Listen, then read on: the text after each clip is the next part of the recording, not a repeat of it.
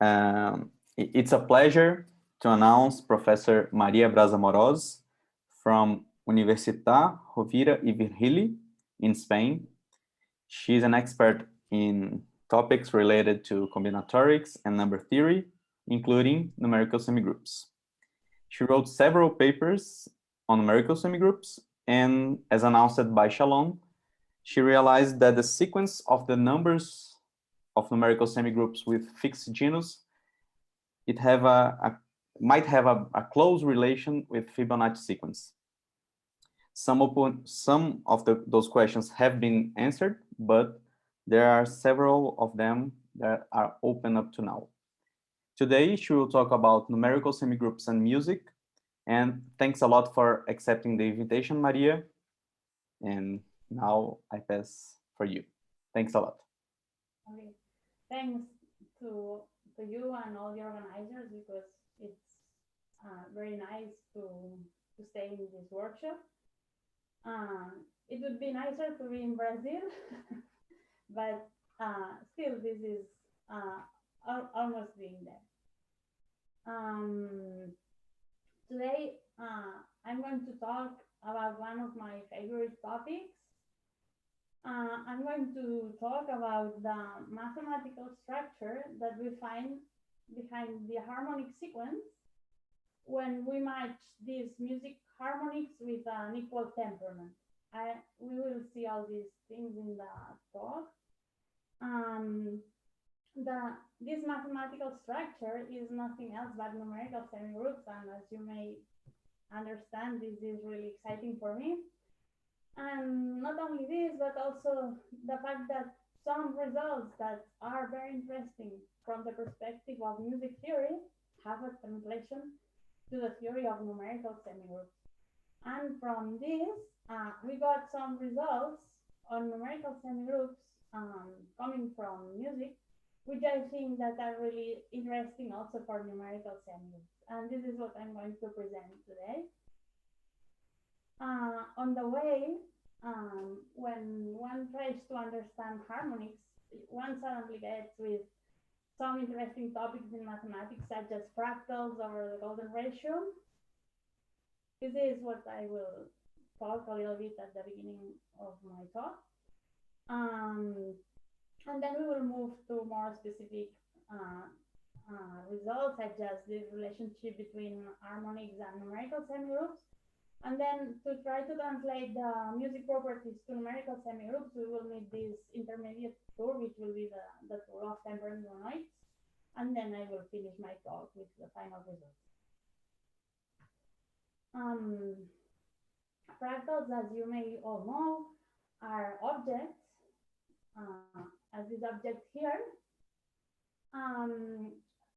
in such a way that they have some parts which are similar to the whole object. In this case, for instance, this resembles a leaf. If we take this part here of the leaf, this part is similar to the whole leaf. But since it's similar to the whole leaf, it in turn has another part in the part, this smaller part here, which is similar to the part, and which in turn is similar again to the whole object. And we can go on and on. So the object is similar to it in infinitely many parts of it at lower and lower scales. So this is what we understand by a fractal. Fractals can be found in water waves. A water wave is made of smaller waves, and smaller waves are made of smaller and smaller waves, and so on, constituting also a fractal. And I like really much this example of Brett Smetana when he describes the river Moldau in this work. He described the movement of the water, drawing these waves with music. This is an ascending wave, which ascends slowly, and then it descends slowly also. It goes something like la la la la la la la la. This is the ascending part, and then it descends. La, la, la, la, la, la, la, la, la. Okay, I'm not going to sing more, but to remind you how this wave works, then this wave doesn't go alone. It goes with some accompanying waves. These waves are smaller. You have, while we have this ascending wave here, we have smaller ascending waves. And when we go down, then we have smaller descending waves, and they go up again, and they go down. And also inside any of these smaller waves, you have smaller groups of 3 nodes, which draw even smaller and smaller waves. And this has really a very nice effect, which I want you all to hear for a couple of seconds.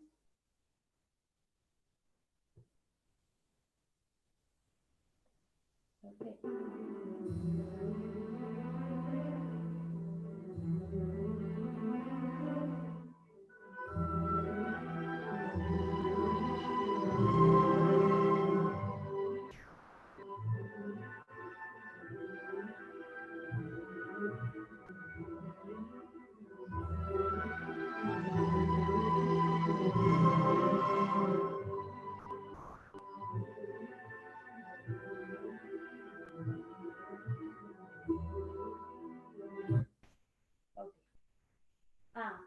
I don't want to go larger on this.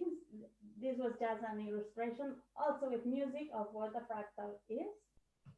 And now, for what will come later, I'm interested in what we call fractal division of an interval. Suppose we have an interval, then we can halve it, and then we obtain 2 halves. Then we can halve each of the halves again, and we obtain quarters. And we can halve each of the quarters, and we obtain smaller and smaller and smaller parts of the interval. And we can repeat the same experiment, dividing by another portion, maybe not the half. We make a section in this interval. We divide it into sub-intervals at a given portion. Then the intervals that we obtain, we can partition them also using the same portions. You can see this interval is divided at this point, and this other interval is divided at this point, always keeping the same portions as the portion in which we divided the first interval. And we can repeat and repeat, and we get, here it seems something more irregular, but this is strictly fractal, so it's very regular. For those that do not believe that this comes from fractal, we can think of the fractal that we are going to construct now.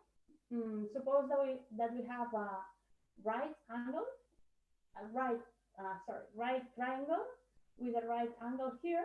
Then we can put a square here in such a way that it shares this right angle here on the top, and it intersects the base in just 1 point. Then we obtain this triangle here and this other triangle here, which are both similar to the big triangle. So we can repeat, and we put 2 more squares here, and the 2 squares give 4 smaller triangles, which are all similar to the big triangle. And we repeat, and we repeat, and we repeat, and we repeat. And at the end, what we get is that in the base, we have this fractal division of the interval of the base. That would correspond to the first fractal division that we saw, in which we divided an interval on halves, then on quarters, then on eighths, and so on. If we divide in some portion which is not exactly the half, then we can just use a triangle, which is still a right triangle, but which is not symmetric. Still, we can put a square here, and in this way, such that the square shares this vertex on top, and the square hits the base at 1 point. Here we obtain again two more triangles, although one triangle is larger than the other, but they both are similar to the big triangle. So again, we can put more squares. In this case, this square must be bigger than this one. But they both are well defined, and we obtain now 4 more triangles, all similar to the biggest one, and we can repeat and repeat and repeat. And I hope nobody has any doubt that this is a fractal. And in the base of this fractal, we obtain this fractal division of an interval that we mentioned at the beginning. Okay, so now we are ready to talk about the golden ratio. We say that the ratio between 2 lengths, or the ratio between 2 segments, is the fraction in which we divide the smallest length by the largest length. When do we say that the ratio is the golden ratio? We say that the ratio is the golden ratio when this fraction, the smallest one divided by the largest one, is exactly the same as the largest one divided by the sum of the other 2. In this case, this portion is what we call the golden number. Here, I would say that in this case, the golden number is 0.618, although if we, usually when we say the golden number, it's 1.618. It just depends on whether you put the large segment on top or in the numerator or in the denominator. Okay, I like this example with cards that all of you have in your pockets. If we put two cards like this, and we make a line that goes from this vertex to this vertex, then this line will surely pass for this point in the middle. Can you see? This will pass through this point. What this is saying is that the portion, so the portion between this length, I don't know how, the portion between this length and this length is the same as the portion of this length compared to the sum of the two. This is why the portion between this side and this side is the golden ratio. Okay. As always, the nice, interesting examples in mathematics have a translation in music. In this case, we can say that the golden ratio states the portion at which many works have an interesting part. So, for instance, in this case, the same example as before, we have a story with a river that starts at the mountains and ends up at the big city, and it goes through many different passages. And the main topic of the river, the one that you already heard, it appears at the beginning, and then it only appears once more in the middle of the work. It appears exactly here. And if we count, if we count the parts, the bars, sorry, if we count the bars, the number of bars that we have before tempo primo and the number of bars we have after it, the portion in which they appear is approximately also this portion of the golden ratio. Okay. So now we already talked about fractals and golden ratio. These are main ingredients of our work. And now we are ready to talk about the relationship between harmonics and semigroups. We first need to know something about acoustic instruments. In acoustic instruments, when we play one note, there are many other notes that that sound at the same time. These are notes sound at a much lower intensity, so it's not evident to hear them, and they always sound at higher pitches. Those are called the harmonics of the fundamental note. With wind instruments, like I have these instruments here in the pictures. This is from Brazil, from Ubatuba, and I think Matthews and some others helped me to have this tube.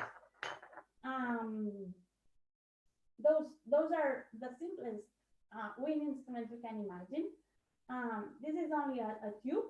This is a tube with an open end here and the mouthpiece, and here the other open end. So we can think of it as a cylinder with two open ends, while in this case, we have a cylinder with one closed end and one open end. This is something that happens with all wind instruments. Without changing the finger positions, or in this case, even not having finger positions, you can modify the notes you're playing just by the pressure of the air. And I'm going to try some examples here with this flute. You'll hear different notes, and the way to produce them is just changing the air pressure.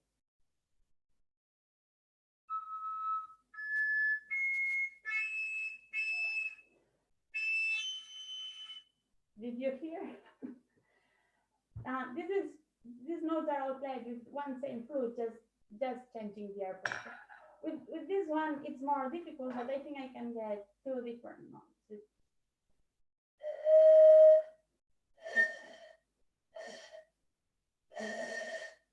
This one is more difficult. I don't know if you heard the higher pitch one, but you can at least play it too. This is just to make an example of what harmonics are. In general, sound, when in the field of physics, sound is modeled by waves, and specifically music sounds are regular waves. In these waves, the frequency indicates the pitch, so if they are higher or lower notes. For instance, the A that we usually use for tuning, it has a frequency of 440 Hz or 442. What happens with the harmonics? The frequency of the harmonics are multiples of the frequency of the fundamental note. In this case, if our fundamental note has frequency 440 Hz, the harmonics will have frequency 880, 1320, and so on, all integer multiples of this 440. Okay, but not all instruments can produce all harmonies, all integer multiples of the fundamental. For instance, this flute, it was much easier because this flute can produce the harmonics corresponding to all integer multiples of the frequency of the fundamental. I'm saying integer multiples, and I should say natural multiples, because we cannot produce negative multiples, but positive integer multiples of the frequency of the fundamental. Then in the other case, because it has one closed end and one open end, in this case you can produce frequencies which are odd multiples of the frequency of the fundamental. This is why you can produce less harmonics. Strings, which is a well-studied case, strings also produce all harmonics, like the flute with two open ends. Okay, now if we have all possible multiples of the frequency, this is the case of open flutes. This is also the case of a string. This is also the case of all conic instruments, like an oboe or like all conic instruments. Okay, this is the case of a horn. Now we will hear of a horn this is an old horn without finger holes. So this musician, he will play all these harmonies with just changing the air pressure.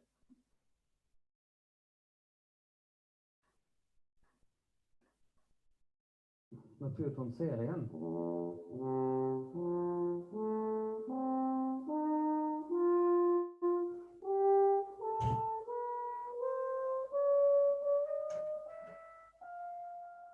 Fast de uppfann en teknik som heter stoppteknik, att få med alla toner.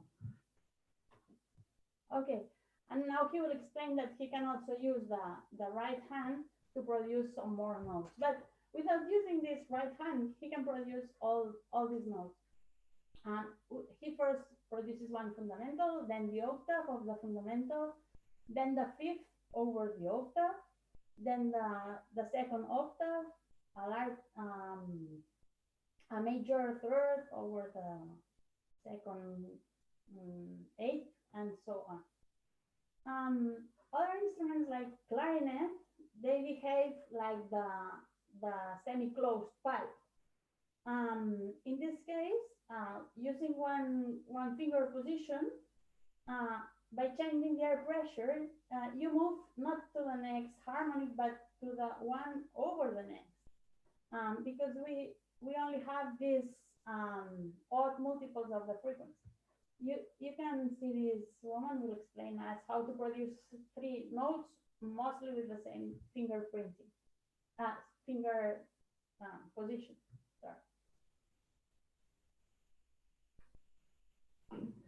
These notes are all achieved with the same fingering for A3, which is this fingering, plus the thumb hole in the back, with some minor alterations.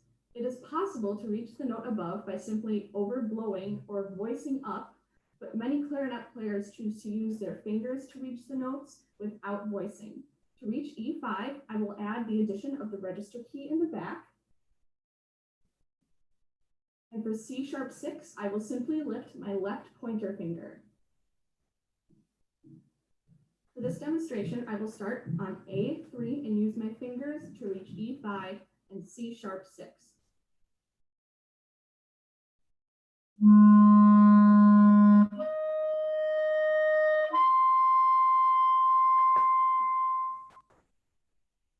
Thank you.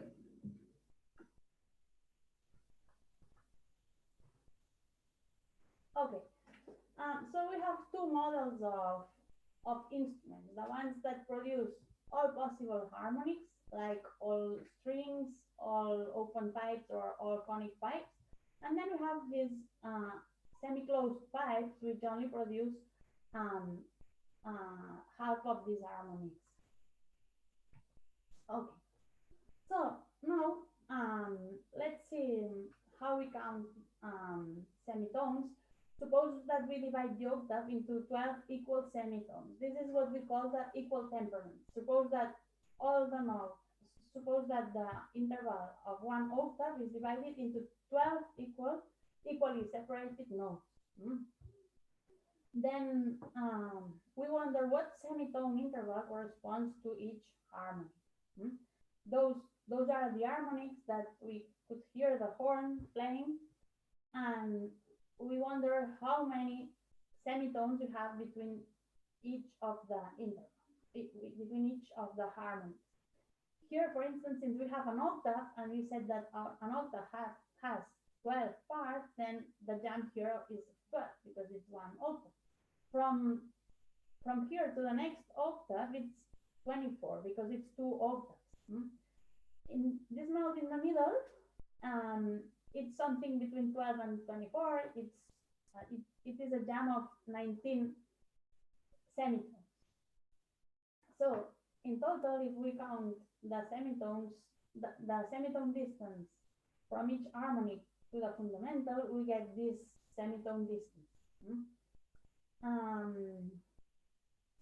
As you may see, if you are interested in numerical semigroups, you will easily see that this is really a numerical semigroup. But this is something that we will see later.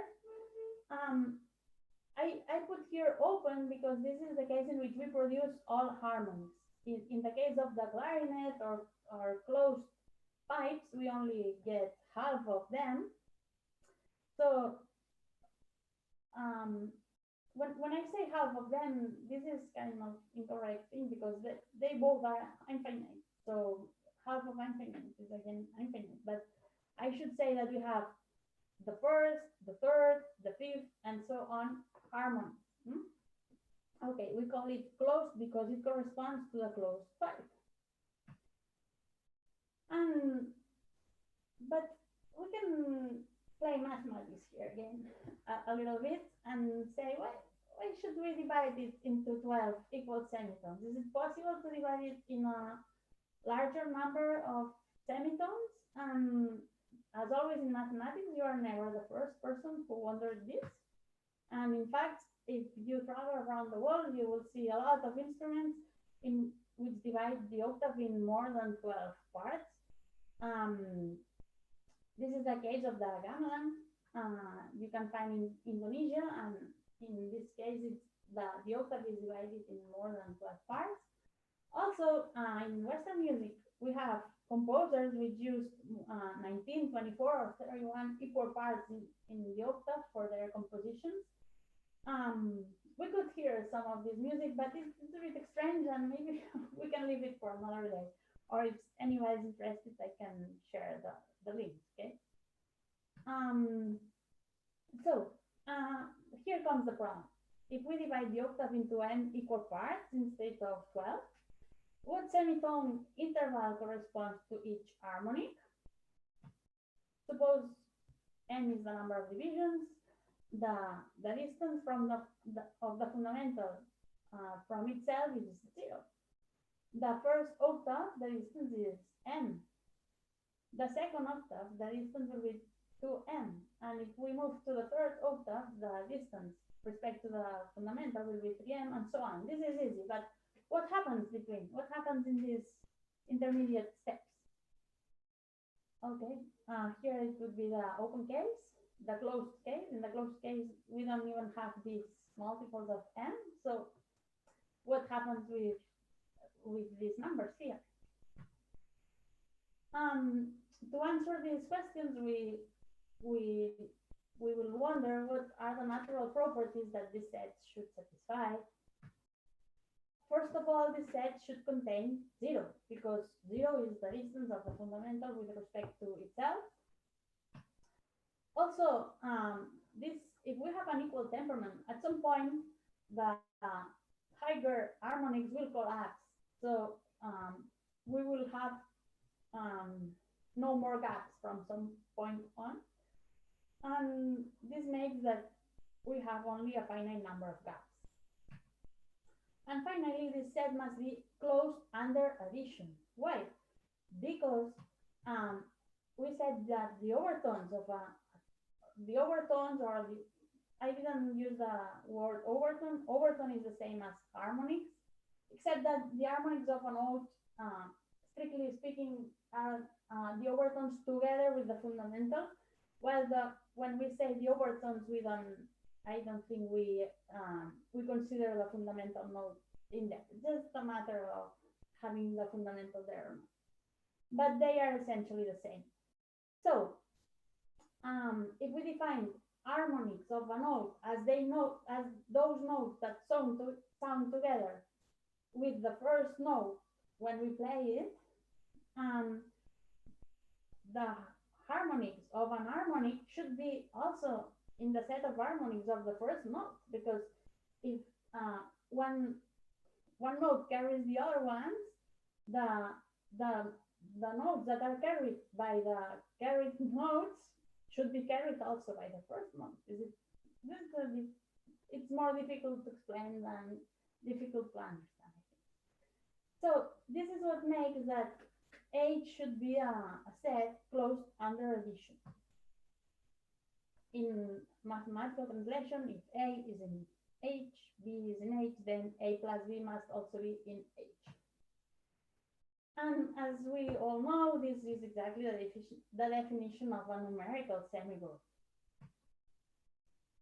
And now, as an interesting example of numerical semigroup, let's see a semigroup that we can construct using logarithms. Okay? Here we write all the indices from 1 to 16, and whenever we know the logarithm, we write it. The logarithm of 1 is 0, in base 2. The logarithm in base 2 of 2 is 1, the logarithm of 4 is 2, the logarithm in base 2 of 8 is 3, and so on. And as mathematicians, we don't have any problem to put other logarithms here in the middle. And what we do now is multiplying everything by 12. Each of these amounts is multiplied by 12, and we obtain this column here. And then, since we are more comfortable with integers than with real numbers, what we can do is just rounding all these numbers. If here 0, this 0.02 is closer to 0.0, then we move it down. Here, this 0.86 is closer to 1, so we move this 27 to 28, and so on. And we obtain this set of numbers. And set of numbers is really very similar to the first H set that we defined, the H open. There's only one difference. The only one difference is this number here. Can you see? This 44 here is the only difference with respect to H. But we don't have any problem as we are mathematicians to say we don't need to round everything at 1/2. We can round everything at 0.4, and everything that goes from there 0.4 above, then we round it above, and if it's 0.4 or less, then we round it below. And this gives us exactly the numerical semigroup H open. Now, the question is, we obtain this numerical semigroup using logarithms, and the logarithms have nothing to do with integer numbers. How did it happen that from a sequence of real numbers we obtain a sequence of integer numbers, and not on top this sequence of integer numbers satisfies interesting properties that of being a numerical semigroup. So what makes the logarithm very special is that the logarithm satisfies that it contains 0. This is familiar for numerical semigroup analysts. The logarithm is also closed under addition. This is because of these well-known properties that if A is the logarithm of I and this is the logarithm of J, then A plus B must be there because A plus B is the logarithm of A times J. And we also have that its terms get indefinitely close. The first two properties are exactly the same that we have for numerical semigroups. This property is what makes the difference between having integers, in which we can have a finite number of gaps, or having real numbers in which for enumerable sequences we cannot have a finite number of gaps. But what we can ask is this: we can ask that the terms get indefinitely close, and this is what we define to be a tempered monoid. You see the similarities of tempered monoids and numerical semigroups. The main difference is that this one is in the real numbers and this one is in the natural numbers. In both cases, we have that 0 belongs to the set. In both cases, we have that the sets are closed under addition. And while for tempered monoids, we have that terms get indefinitely close. For numerical semigroups, we have that the number of gaps is finite. And here's how we move from one to the other one. We had the logarithm sequence, which was a set of real numbers.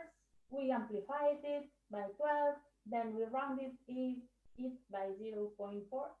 And what we obtained was a numerical semigroup. So if we have a tempered monoid, it's likely that if we amplify it and we round it by some constant, then it may be a numerical semigroup. But we have examples in which this doesn't happen. This is not always the case, but it has some options. And in particular, if the first non-zero term of the tempered monoid is 1, the numerical semigroup that we may obtain by amplifying and discretizing, it will have as first non-zero term this n that we use for amplifying. And now, once you have this structure of tempered monoids, we go back to music and we want to analyze some properties that music harmonics satisfy and see if these properties can translate somehow to mathematics. Here, one thing about the harmonic sequence, for instance, here we have an interval. This note is a C, and this note is an E. This interval should be 2 octaves and a major third. It's the same distance that we would have from this note here to this note here. This is a G.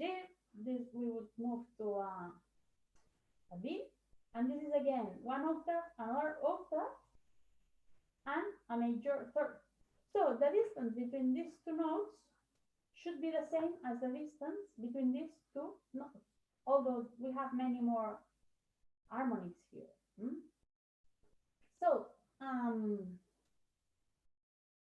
one way to say this is that the pitch of this fifth harmonic minus the pitch of the fundamental should be the same as the pitch of this harmonic minus the pitch of this other harmonic. But the pitch of this harmonic is the pitch of the fifth harmonic of the third harmonic, and the pitch of this harmonic is the pitch of the third harmonic. Now, since the fifth harmonic, if we look at the frequency factor of all these notes, we know that the fifth harmonic, its frequency is 5 times the frequency of the fundamental. Here, the frequency will be just the frequency of the fundamental.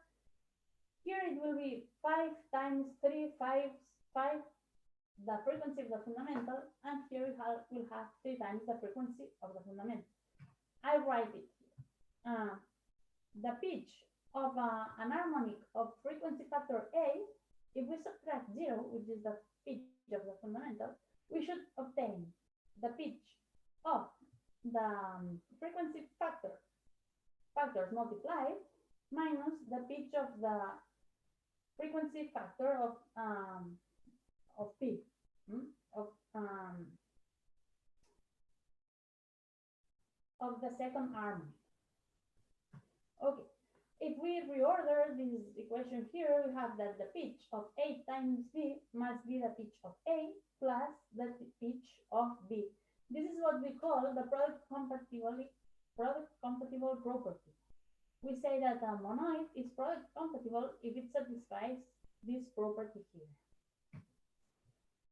And we prove that there's a unique product compatible monoid, which is exactly the logarithm sequence. This is why I presented before the logarithm sequence. So suppose that we have this tempered monoid, which is M. Here's the proof. I don't know if you want the proof. That it's a fast proof. We suppose that we have this monoid, this increasing sequence, which is closed under addition, and we also have this property that the term with index AB is equal to the term of index A plus the term of index B. This would be the property that we know for logarithms, for instance. If we have this equality here, then we will have this equality here. And from this, we can prove that for each I, mu I must be the log in base 2 of I. Because otherwise, we get to a contradiction using this equality here. Maybe we don't need to go through the details. Then this is one first property that that is derived from music, the product compatibility. It follows from the fact that the harmonic of a harmonic, that the distance between the harmonic of another harmonic should be the same as the distance of the fundamental with respect to some other harmonic. Okay, and so there's another property, and the other property is the property of being fractal. And here is where we use the fractal division of intervals that we saw at the beginning. Recall that we saw that an interval can be divided at some portion, then the intervals that we obtain are divided in the same portions, and so on, and so on, and so on. Now, let's write here a 0, here a 1 and a 1, then we will concatenate this with this, then we can concatenate this with this, and we obtain this set here. And we can think of it as an increasing set of real numbers. Here we have 0, 1, 1 point something, 2, 2 point something, 2 point the same something as before, 2 point some other something, 3, and more. And we wonder, can this be a monoid? So we know this contains 0. Can it happen that this is closed under addition? And the answer, sorry, and this is just a justification that this comes from music. In the harmonic sequence, we have this relationship because we first have one octave. The first harmonic is one octave. From the first octave to the second octave, we have a partition here. In this picture here, it seems that this node is closer to this node than to this other node, but it's exactly the opposite. It's closer to this one. From this node to its octave, we have the same division. This division here corresponds to the division we have here. And this interval is divided in the same portion by this node. And this other interval is divided in the same portion by this other node. And so on. We have the next octave. We have the next octave. And here we have the first division we got here, these divisions that we got here, and in the middle, we divide each interval always in the same portions. And this can be depicted in this image you have here. Here we have a piano keyboard, and in green you can see all the harmonics corresponding to this note. Now, if we use the same fractal division of the interval of the base of the triangle that we saw at the beginning, we see that these green notes exactly coincide with the points in which all the squares towards the base of the triangle. Can you see? Isn't this magic? Okay, and what we prove is that there's a unique non-bisectional fractal monoid. That is, this sequence is closed under addition only if the portion in which we divide the intervals is the portion given by the golden ratio. We could obtain also a monoid if we divided everything on halves. But if we don't divide on halves, then the other way to obtain monoid is dividing by the golden ratio. Here is the proof. The proof has two parts. The first part part is technical and not interesting. You can read it in the paper. The second part is the easiest one, but still it's just solving second order equations, and I think we can go over it. And so what we proved up to now is that there are two very special monoids, very special tempered monoids. One is the log, and this is very special because this one is the unique, which is product compatible. And the other special monoid that we have is this one here. This one is special because it's at each period we have the partitions that we obtain are fractally obtained from the previous one. Now, in both cases, we can amplify as we did at the beginning. We multiply everything by 12, and we can round. Here we round it by 0.4. Here we can round by 1. And curiously, what we obtain exactly the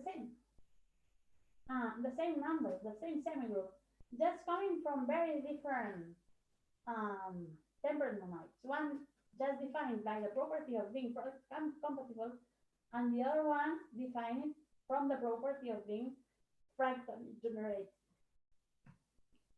So we go back to our question: why 12? Why cannot we use other things that are not 12? Because this coincidence, we can obtain the same set in the middle if we use a partition of 10 semitones for every octave, or 13, or even 18. We proved that this coincidence is only for n equal to 10. Everything is more than 10, or for 12, or 13, or 18. There are no more coincidences. So then the question arises: why not using 18 divisions, or why not using 13 divisions? Since we saw that 13 and 18 also give this equality. Then it's time to go back to the clarinet and recall that the clarinet did not have all harmonics, it only had half of them. For instance, if this is the semigroup, the clarinet would only have this harmonic, then the third, the fifth, the seventh, and so on. And we wonder if this is closed under addition. If we take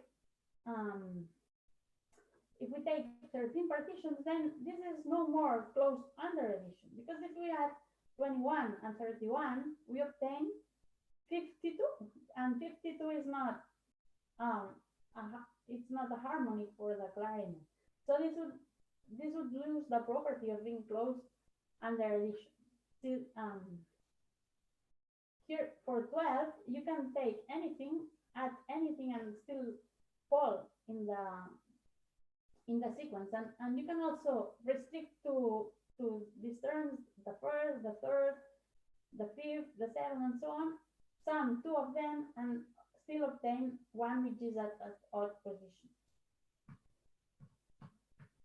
So the conclusion is that multiplicity 12 gives the largest value for which the discretization of the unique product compatible monoid, which is the logarithm, keeps the property that every interval is successively divided using the same ratio, in fact, the Golden ratio. And also it satisfies the property of being half-closed type admissing.